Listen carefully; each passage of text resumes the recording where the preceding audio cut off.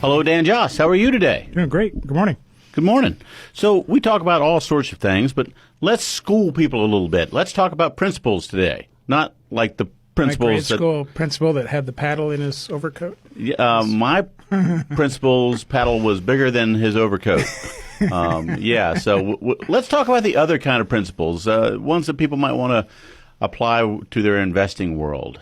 Sure. The rebalancing principles is a great topic. Okay. Let's do that because we're coming up around the end of the year, and people need to look and see where they've been and figure out where they want to go. That's right. So the way I have a couple rebalancing principles, but the bottom line is kind of like Nike, just do it. That makes sense. But many don't want to do it because it goes against what we really want to do is buy what's going up and sell what's going down. Yeah. So the rebalancing principles help us do the opposite, buy low and sell high. Okay. And there's a few ways to do rebalancing. One is every so often, kind of tie it to the time on the calendar. Okay. Every December, you'd mentioned year-end. Right. Year-end, usually in December for many mutual fund investors, they see their year-end distributions coming. And that can be automatically reinvested, or it can be a source of, hey, here's income from the year for this investment. Let's do something with it. Right. And we can use that to rebalance. Okay. I listened to a professor out west who had done some research on when the best time of year to rebalance was, and it turns out with his research, April is the best time. Right around tax time. So maybe when you have to take money out of your portfolio to pay taxes, or you get a refund and you're putting money back in your portfolio is a time right.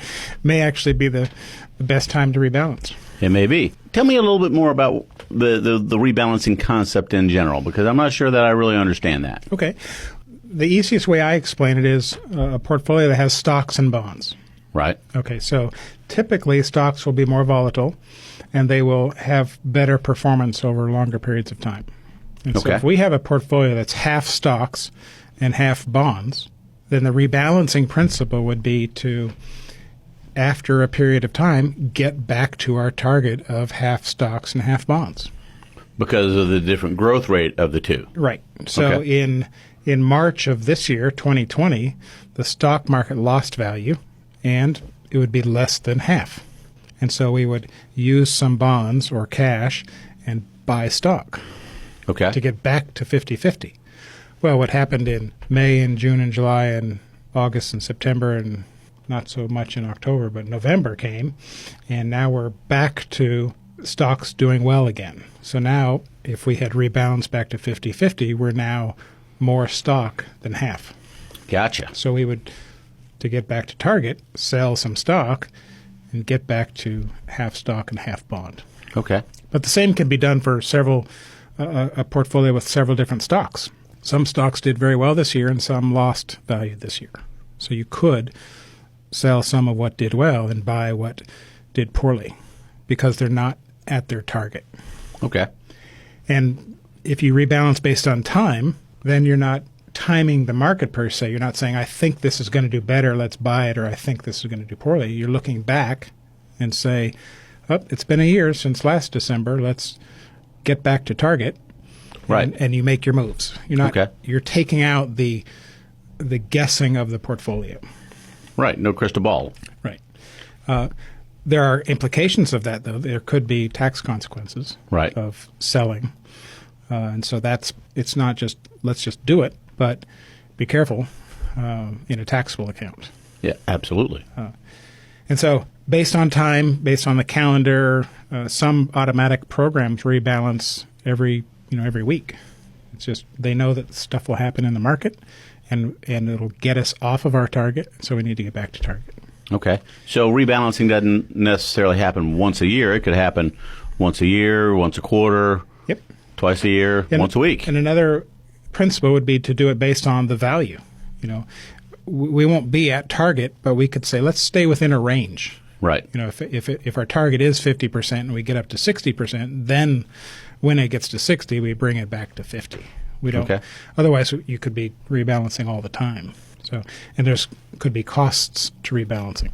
Yep. So you want to minimize those, minimize taxes, but you do want to rebalance to get back to target so you can control your risk. Okay. Because if you don't rebalance at all, then that 50-50 portfolio will turn into 90% equity and have a lot of risk in it that could just go away quickly. But a periodic rebalancing keeps it at that 50-50. Okay. And if somebody wants to call and talk to you, what's the best way for them to talk to Dan Joss? 757-903-2127 or jossbrown.com. Excellent. Thank you very much. Money Talks is a weekly program presented for the listener's benefit and entertainment. It is provided at no cost to the listener, and the ideas, opinions, and comments are not to be construed as legal advice, tax advice, investment advice, or other advice specific to the listener. Listeners are encouraged to seek the advice of a licensed professional or other qualified party when dealing with financial, legal, tax, medical, investment, insurance, taxidermy, plumbing, electrical, carpentry, real estate, chiropractic, veterinary, oral hygiene, hot air ballooning, etc. We have given you some food for thought. Now, call a licensed professional such as Dan Joss at 757-903-2127. Thanks for listening, and remember, failing to plan is planning to fail.